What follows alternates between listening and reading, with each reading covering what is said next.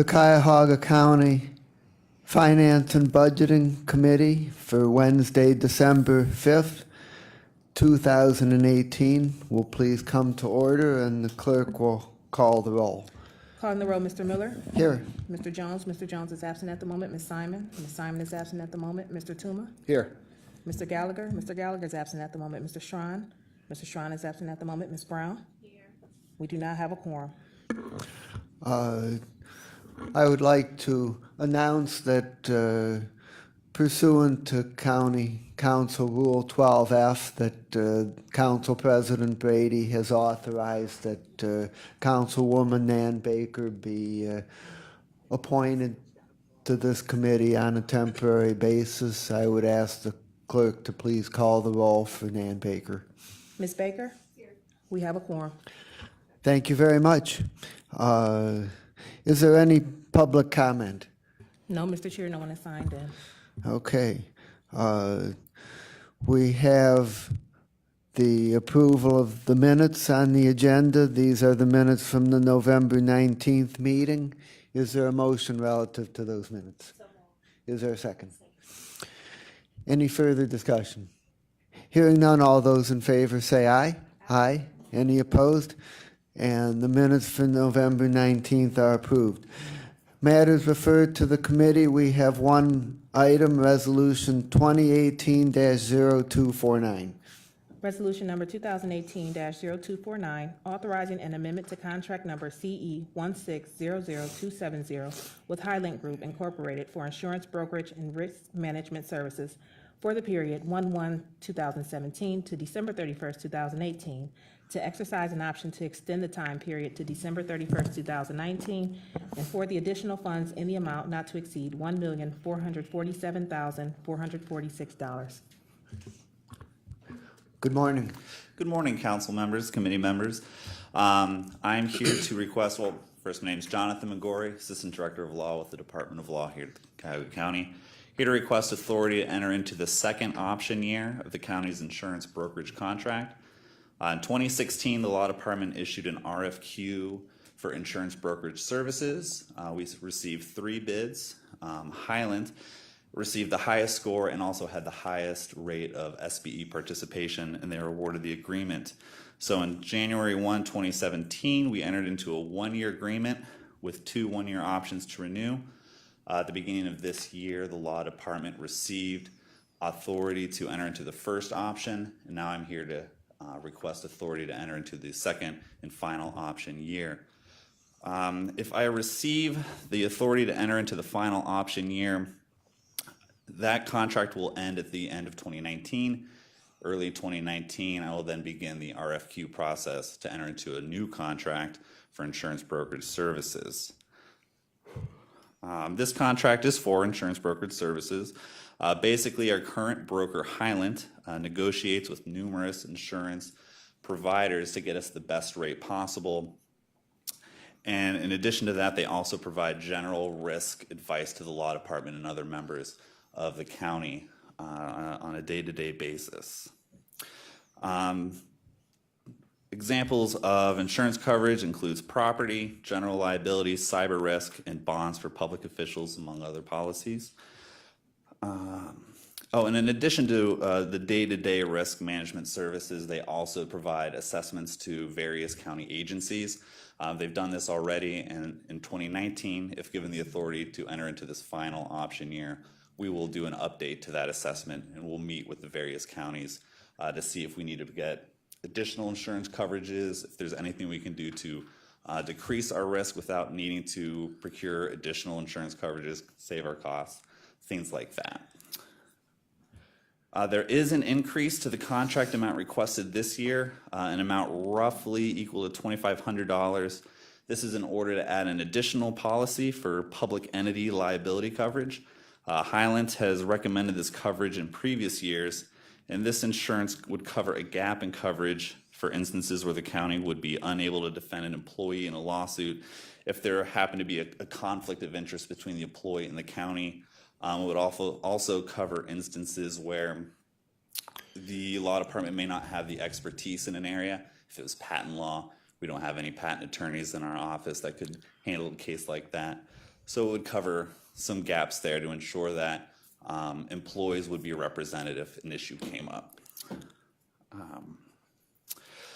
So the increase requested it matches savings we received last year. So if you were to look at the biennial budget, we would still be within those bounds. If we don't receive the same premium savings that we have in previous years, or if we receive increases in our premiums, I may come back next year to request an increase to this contract. But my hope is to use this as incentive to keep our costs down within budget. And also, I find it better to request the exact amount needed and not tie up additional funds by coming to you today and requesting a cushion and additional funds for this contract. So you may be seeing me again next year, but hopefully we can keep everything within budget. So with that, I request this committee recommend passing this resolution to exercise the final option year to the county's insurance brokerage services contract, and I'll now take any questions. Okay, first I'd like to mention that Councilman Schwan has joined the meeting. Thank you. And a couple of questions. Out of this contract, how much of the money is for the services that Highland itself actually provides, and how much of it is for the various insurance coverages that are funded under this contract? Let me just take a look at my notes here. Let me see.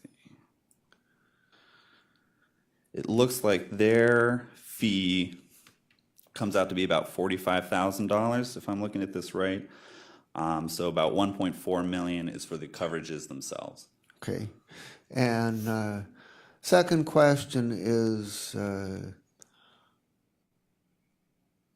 from time to time, and particularly last year, we've brought up the question of whether it's cost effective for the county to have stop loss insurance on health care.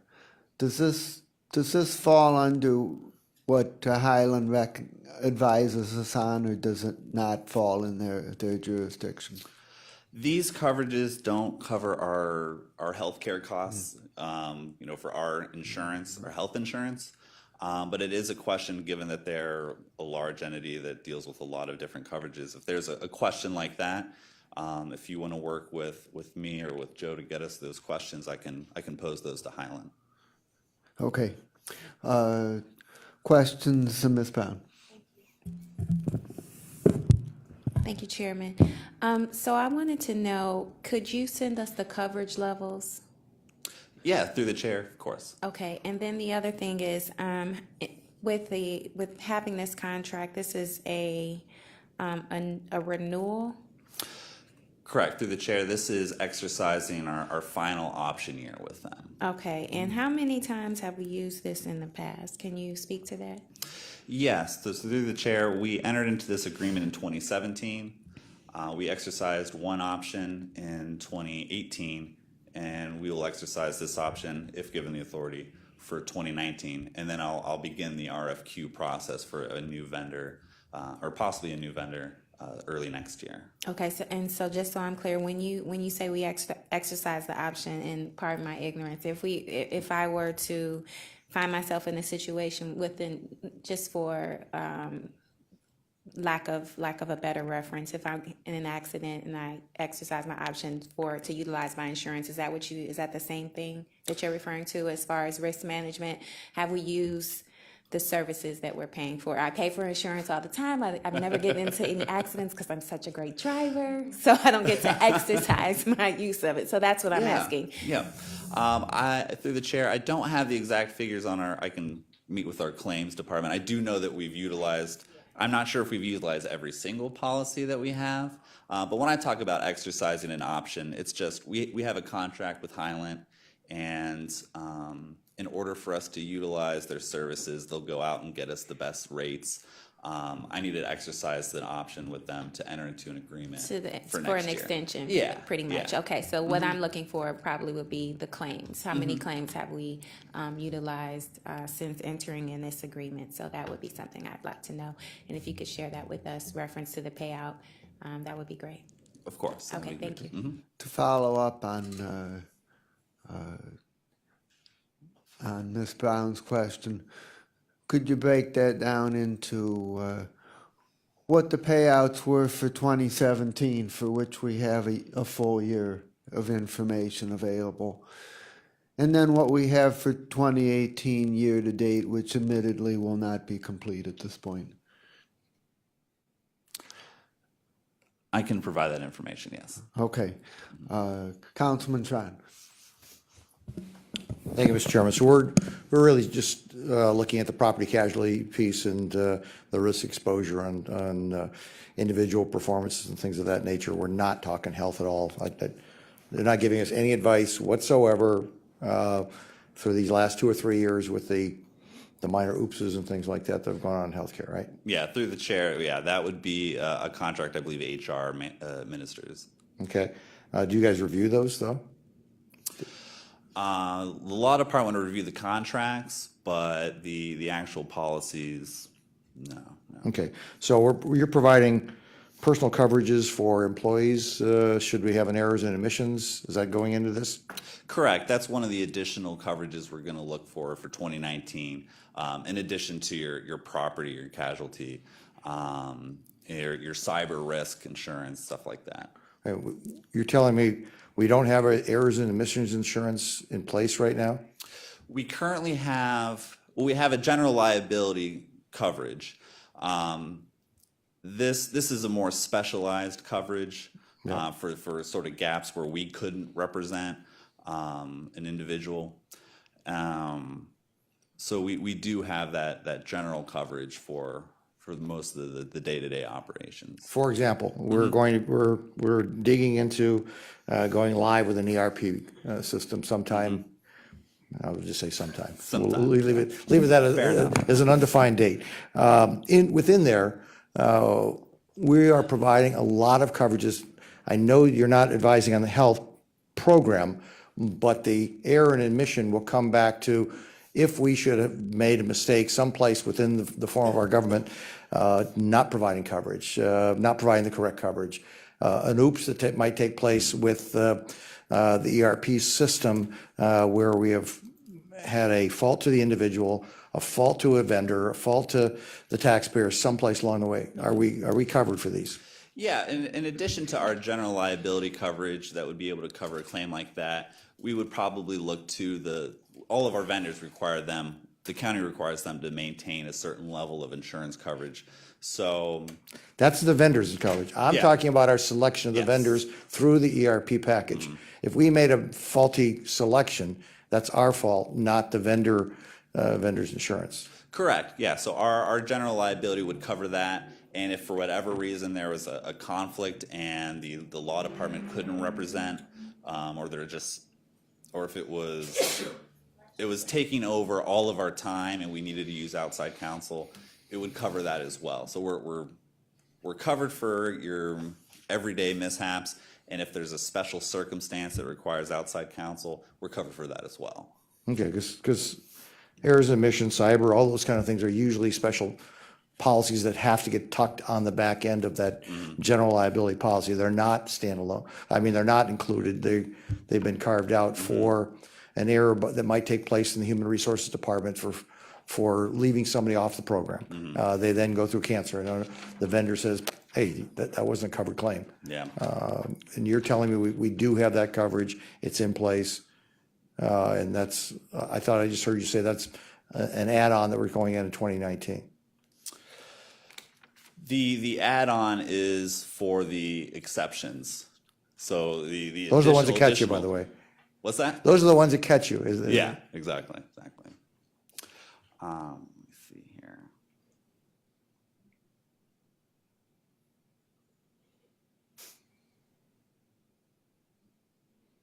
Why don't I get that information to you? Okay. I don't. Let me dig a little deeper. Okay. Let's go into the errors and omissions covers a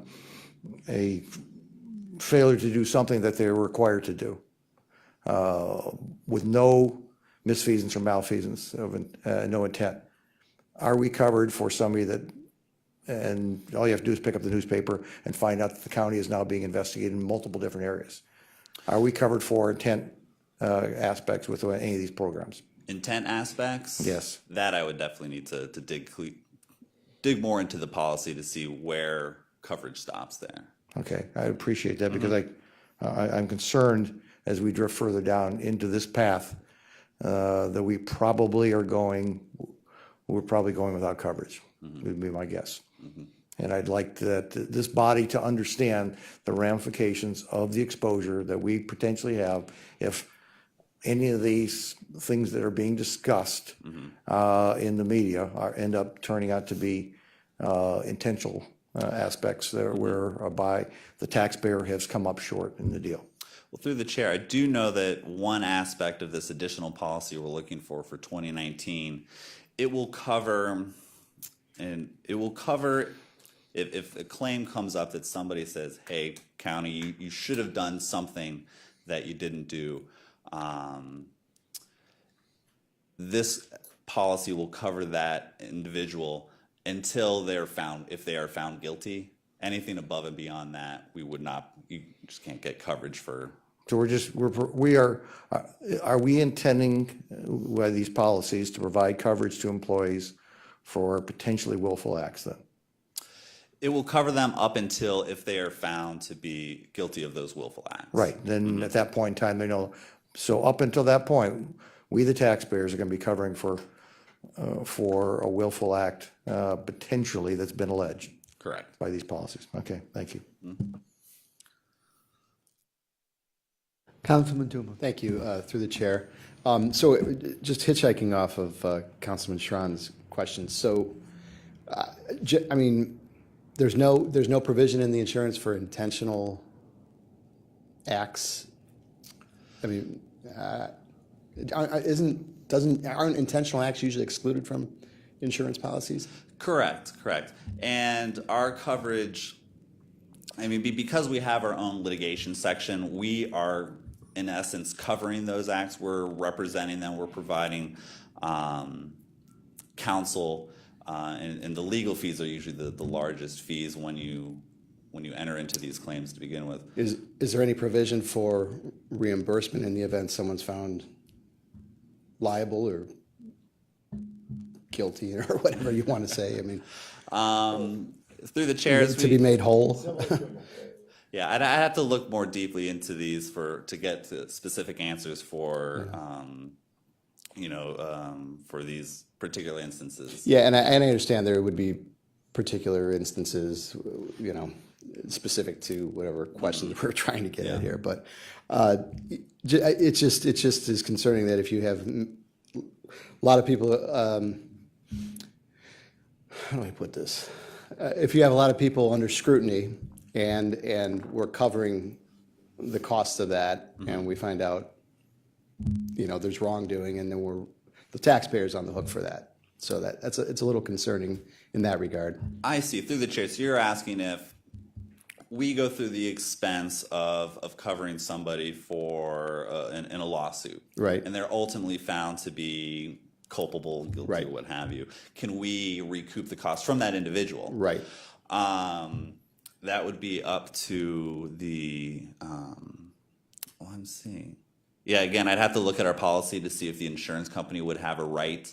They may, because they were the ones that spent the cost, they may have the right. Subrogation right or Yeah, something, right. yeah. Okay, thank you. Okay. Is that all right? Follow up on the back of that. Yes. So let's Yeah, say. my only Oh, I'm question, sorry, go ahead. bringing it up, was there's a claims element, and then there is the claim, two different aspects. One is as it travels through the civil or criminal aspects, and we are providing coverage for as you indicate, the litigation expense, and that's on our dime, is the way I'm understanding your explanation. It's on our insurance dime also. Depending, if the law department, either the cost will be for just the general cost of having a litigation section in the county's law department, covering, defending an individual, or the cost is to the insurance company if we do need outside counsel to represent. Yeah, that's during That the would be- process. Once, should somebody be found criminally or civilly responsible, then it'll stop at that moment in time. But all the way, all those expenses are what you're at least describing. That's the elephant in the room, obviously, the jail system and all that. Those are going to be an insured claim for defense, it sounds like under this. Correct. Yeah. Yeah. Thank you. Ms. Baker?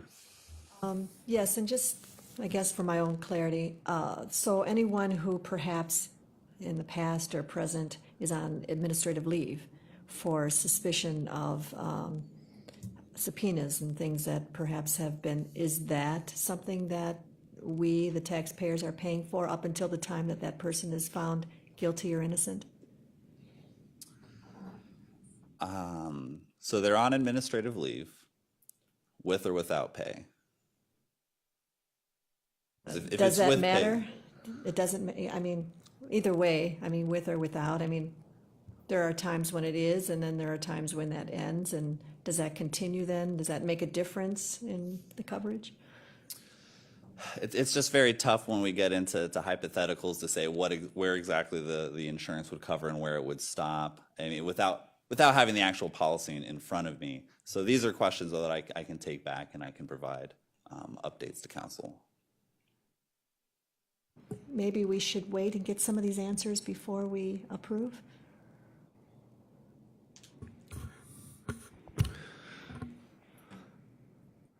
I'm reluctant to do that because the contract is to go into effect on January 1st, and we have only one more council meeting. I think it's quite clear that we need the services and the coverages that are contained in this contract. The question is to what extent might we need additional things, and I think that's something that we can work on going forward if the committee would be amenable, and so it appears that our staff attorney has some additional comments. Mr. Chair, not an attorney. I don't play one either. Trevor Mackler, County Council staff. And just talking with the clerk, if you wanted to hold it in committee, we could get it on the December 20th agenda. Yeah, for second reading. We don't like to put a lot on that agenda because it's just for the fiscal agenda, but in talking with Jean, we could do something like that if you wanted to have another committee meeting. In addition, I would plan on getting you answers to these questions this week. I would try to get these as promptly as possible, if not tomorrow. What's the pleasure of the committee? Yes. Given our staff's recommendation or in coming up and stepping up and giving us this information, I would be willing to hold it in committee until the 20th, until we have some of these responses. I was just going to say the same thing. I'm okay with that if it's not going to affect coverage, and we'll have an opportunity to vote on this prior to the contract going into effect. So I think it'd just be prudent to get some information, some additional information. In fact, I don't even know that at this point, because of the time constraints, we would be able to do much, but maybe like the chairman advised, maybe moving forward, this is something we can look at, as we move forward on our insurance contracts. It will require that a committee meeting be held after our usual recess date. Are people willing to do that? That's something that council leadership is not usually all excited So- about. What, after the regular what? We were talking the 20th, correct? What I'm talking about is that even though we have that one additional meeting on the 20th, things usually pretty much wrap up as of the time of the last full council meeting, which is on December 11th. But if we did this plan, we would probably need an additional meeting of this committee on Monday the 17th, unless we tried to squeeze it in on squeeze it in on the 10th. We could do the 10th. Mr. Chair, We we could are do- anticipating that on December 11th, some items might get referred. We don't know what committees would be meeting the week of the 17th, but I think if Jonathan had enough time to get him the information before the 10th, you could probably do that as well. But I think we have enough time if you wanted to have another committee meeting. You know, we could meet on the 10th and have it on the agenda for 11th pending referral. Is that a possibility? It's a possibility, but I don't make those decisions without talking to Gene. Uh-huh. So, but we don't have to decide that today. And we could still meet on the 10th It's- and meet and vote it on the 20th without having to break the bank on rules. Well, I think it's going to be a matter of whether Gene and leadership prefer to do it on the 11th pending referral and get it out of the way, or whether they prefer to add it to the 20th agenda. So we could do it either way. Yeah, I think based off some of the questions that the committee was asking, I think holding it and doing it either way would be appropriate. So if there's no further discussion, we'll hold this in committee. We'll plan on meeting again on Monday, December 10th at 1 o'clock. And by then, we'll know whether we're going to move it on the agenda for the 11th or whether we'll wait till the 20th. Any further questions or concerns about that? Okay, so then is there any miscellaneous business? Thank you. Hearing none, we have nothing else before us, so we stand adjourned. Thank you very much. Okay.